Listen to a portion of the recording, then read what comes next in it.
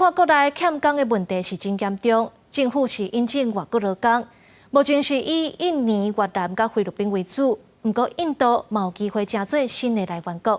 甚至即马有消息传出来讲，台湾和印度上近10月就会签协约。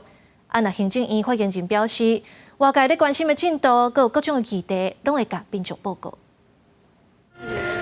不论是家务农渔、服务业，也是制造甲营建业，台湾不少产业都面临严重欠工的问题。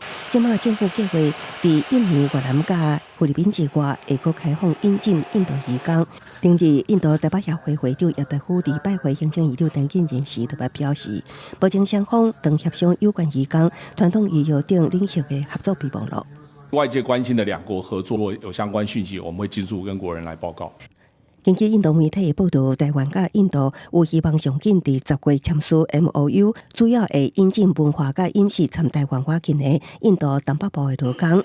为联合国所公布的上新人口数据，印度以14.28亿，正式超过中国的14.25亿。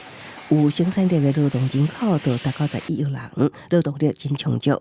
那到今年8月底，咱国产业甲社会移工人数是745696人，其中以印尼264391人上侪，过来是越南、菲律宾甲泰国。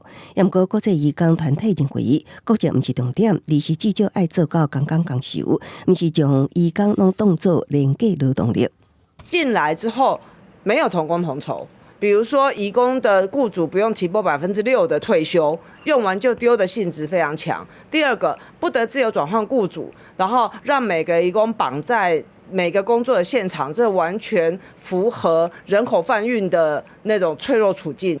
劳动部表示，有关移工引进的相关细节，双方目前有望有程序要行，程序行完才会正式对外确认。记者综合报道。